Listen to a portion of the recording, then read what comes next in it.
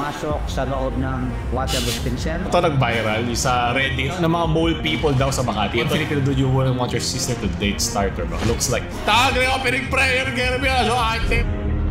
Silang damdamin ko, kaparin ako. Sa mga cancel ako pala si Paolo at ngayon dadati ng mga music ay ko atin agad simulan. Ito, is NCAP really the problem? Look closely at this photo. Ngayon nakita natin ang problema is that the POVs walang iba kundi napakarami mga private vehicles. Totoo naman kasi nung nakapunta ako sa ibang mga bansa, mas marami yung public utility vehicles sila. Kung hindi lang mas marami, mas maganda pa. Tapos makikita mo yung talagang mga meron na lang mga kotse, sobrang gagarbo at sobrang luxury talaga siya. Hindi siya yung parang makapunta lang from point A to point B. Meron talaga silang lifestyle na gustong gawin. Dito sa Pilipinas, yung mga bumibili ng kotse niya kasi ayaw nilang tumayo ng 2 oras, ayaw nilang may posibilidad na manakawan sila. Baka iba doon, gusto pa nila work-life balance na makakalabas muna sila saglit. Pero yun nga, ito pinakita niya yung pagkakaiba ng mga public utility at ng mga private vehicles. Pero ako, hindi ko masisi yung mga tao may private vehicles nga dahil nga basura ang PUV dito sa Pilipinas. So, ano ang gagawin natin moving forward? Ang una dyan, walang band-aid solution. Parang awa nyo na lahat ng mga yan, yung NCAP, hindi yan tatagal. Yung pressure niyan ay nasa internal, nasa loob at matagal yan, dahan-dahan yan. Na every 5 to 10 years, 1 step. Hanggang umabot ka sa 10 step. Ganun yan. Hindi yan parang ito ang kasagutan sa lahat kasi maraming factor in play dyan. Gano'n na ba karami at gano'n nakadense sa mga kotse. Pangalawa, yung mga kalsada ba natin ay planado para sa dami ng mga bagong sasakyan. Urban planning. At tingin ko makikita natin siya in person at in effect sa mga probinsya kasi yung kanilang lugar ay hindi gano'n ka-apektado ng syudad. Merong impluensya, mga malalaking kumpanya, SM. Kasi wala nakakabit siya mismo sa MRT. Doon natin masisimulan ayusin ang ating transportasyon. At sana yung mga iba pang mga probinsya sa paligid natin ay magawa yon para sa Manila mismo ay gumaan at magkaroon ng panahon. Kailangan talaga niyo hugutin sa pinakailalim yan yung mga problema at masyado matagal para bulat-latin natin lahat yon. Pero ito ay mga panandaliang hinga lamang. So dito nagkaroon din ng issue dahil nga yung mga nilabas sila mga numero na from 0 to 9, ang pinakalugi daw doon ay yung 3 at 7 na pwede lang gumamit sa EDSA isang beses at ang pinakaswerte daw ay ang 4 at 8 na pwede gumamit hanggang 3 beses. So kahit ano pong isipin nilang paraan para gawin yan, ito ay lahat panandalian lang. At sana sa future ay mas maayos pa nila to moving forward. Kung ngayon sa lahat ng manonood dyan, lahat ng mag-cellphone number mo ay from 1 to 5, pwede mo na ito panoorin. Pag ito ay 6 to 0, mamayang gabi ka pa pwede manood, save it, like mo muna at save mo muna. Sunod, ano ayop ka, tama wala pa nga ilang araw pero na agad tayo solusyon. Kala mo di ba mabasa yan? Bawal po yan ha sa nakakalam.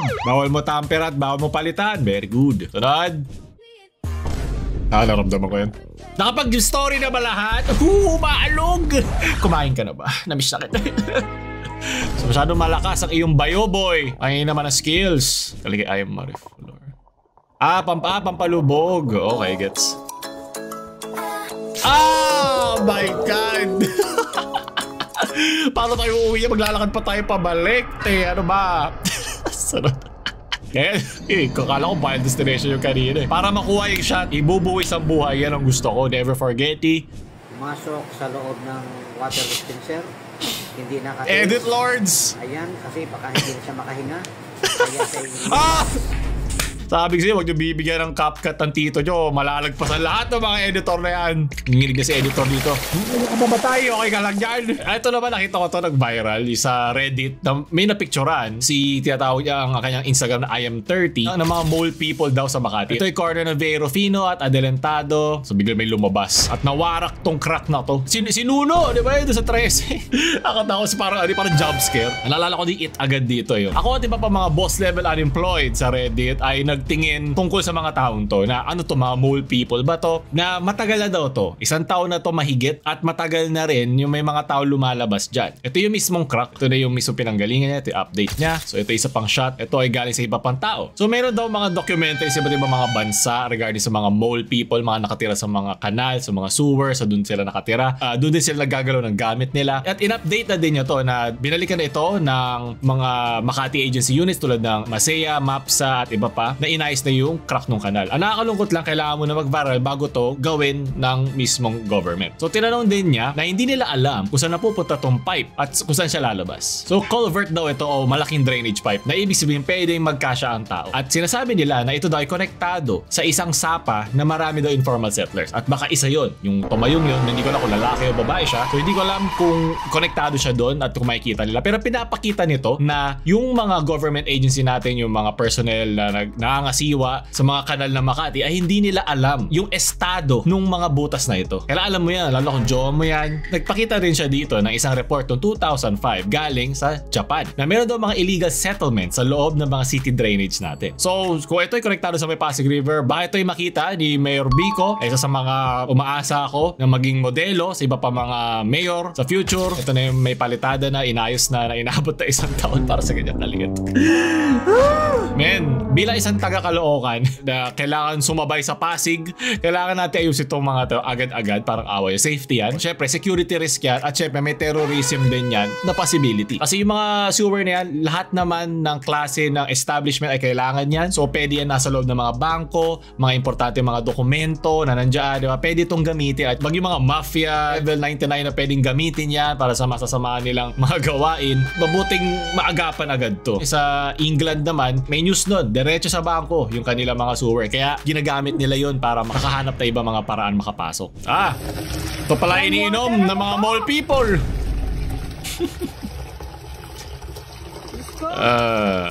Paano kayo maliligo nito? Di mo na kailangan maligo, gising ka na yan eh. Kape na yan, di ba? Wow! Oh, Chang, gusto ng teknolohiya. Gusto ng nanay mo yan. Kakaiba na nakakita ko guys. Talaga. Bukod sa tinutulak ka na, no? Nag-enjoy ka na sa pagtutulak. Nako, huwag ka mag-enjoy magtulak. Delikado yan. At least ito wala naman sasabi nanay niya sa kanya. Basta malinis yung bahay. Sunod!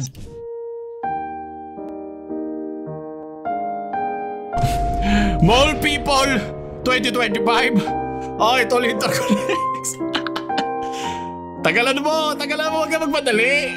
Gusto ko makita kung talagang tutulungan ka sa video. Tagalan mo, gusto ko 10 seconds isa. Gito rin yung mga tayo ko pag di na-flash eh. Magaling. Kalokohan, mabilis kayo. Okay, wala sunod. Oh my God, kinabahan. Oh my God, munti ka mo nang bawasan yung 9 lives. Guys, what Ian works? Yung gusto ko.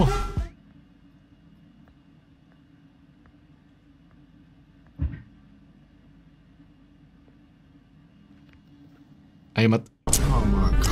Okay, ito pala yung ito pala mag-ayos ang drainage sa Makati. Okay, gets ka na. Sino pa nanalo ngayon sa Makati na mayo? Before journey starts, you must create your hero update wisely. Ayoko na lang Dark Elf. Ayoko na mag-crossbow. Nasa na paborito kong mole dyan. May mole ano ba? Mole class. Vampire. Werewolf. Reptile. Kompleto na to. Nagul. Hindi mo tapos na joke. Gusto ko eh. Parang yung demon, goblin, elf, human. Superhuman na yan. Pinagsasabi mo. Maraming salamat. Sunod. Galing sa Gingog City Information Office. Silang damdamin ko! Kaparin ako!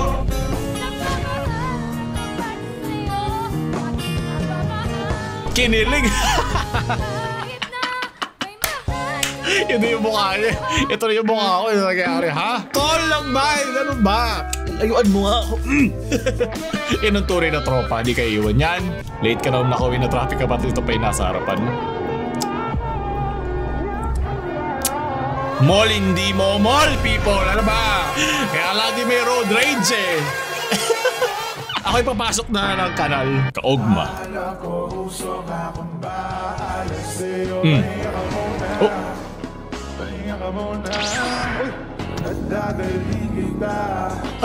Pahinga ka lang ba? Gagi, nag-chill si Sarap. Pahinga ka muna, mukhang puyat na yan. Kaya yan napupuyat. Dahil nakakapagod mag-commute, ayan tuloy nangyayari. So kulang tayo sa pahinga. Sunod. Summer. 144. Bicol ng 5 big boom. Boom. Bakit Bicol? Bicol Express?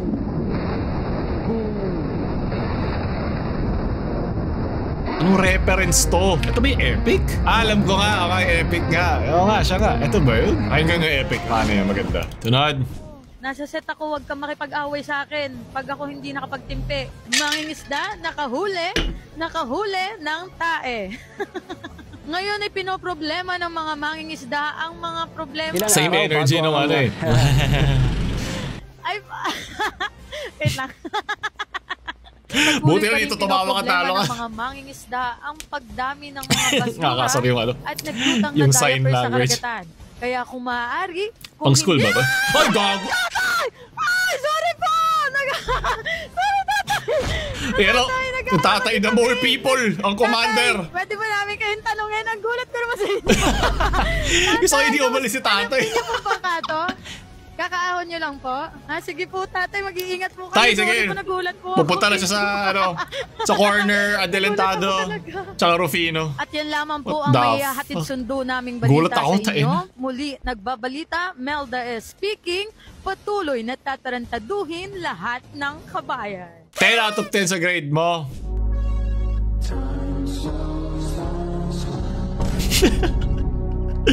Ayoko na, Ben. Tama na. Ayoko na. Baka biglang may mag-jumpscare dyan na job application. Jollibee, like anong ginagawa mo? Makto, like di gumagana dyan ang inasal.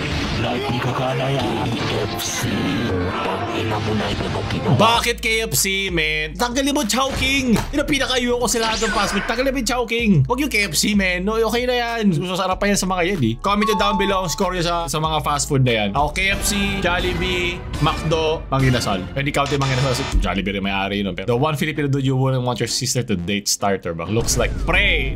Nadawit pa itong tatlong to. Ito, ibang trip yan. Hindi yan magtatalo kasama si Meiko. Okay, si Golden Retriever at si Duduts. Drives are really lower the Honda Civic. Yari yan sa mga humps, motovlogger. Waits outside exclusive high schools thinking the girls there will notice it. They don't. Wear vapes like a chimney. RIP sa lungs mo. Pwede ba pa tell stuff about his ex. Babe, di mo kasi ako naintindihan. ML, COD players. Skastakli on repeat. Ay, grabe ka naman. Fire naman ang kanilang raps. Loyal to, tulad ko, isip ko ng babaway na relationship says like God first in bio but leaves the book of Proverbs. Boom! And nilagay ni Zeus yan. Always in BGC Pobla. Kilala mga bouncer. Nadawit pa sila. Siguro ibang babae kaya nila kinukuha ibang mga may red flag kasi baka bababa sa self-esteem. Nagsusubok pa lang maka-experience ng dating. Di mo masabi. Pero ingat na lang kayo. Sunod. Oop. Luksong baka. Pag ito pala binyagan ng mga mole people. Kuya Dix, ba't mo kinain yan? Bakit? Bakit? Wala, masarap lang. Pahingi ako, pahingi. Talaga kumakain yung tao. Dapat dinura mo sa mukha niya diretso para bawi agad, karma agad. Sunod. Ayun pa yung destination bloodlines. Ayoko na makita ng mga pwedeng singitan sa ilalim. Kanina pa tayo sa Makati. Safety last. Sunod. Labaon mo. Lagyan ng kama yan. Lagyan mo ng kama to. Labaon. Salamat. Uulit pa. Sinira. Sira mo. Sira mo, ayos mo. Ba't ang tigas to niya? Kamay niya. Ito yung gusto kong gawin sa mga government agency. Sige na, ayusin nyo na yung mga kalsada. Ayusin nyo na ang transportation. Kami na magagawa pa sa inyo. Binabayaran naman kayo. Damage, Ron. Aray ko, puta. Hanad Universe, Gorilla Filipino. Erin Iman host. Agri opening prayer. Geremi aso item mo. Kobait, kulob, diwata, uwamos, chief. Bakit siya?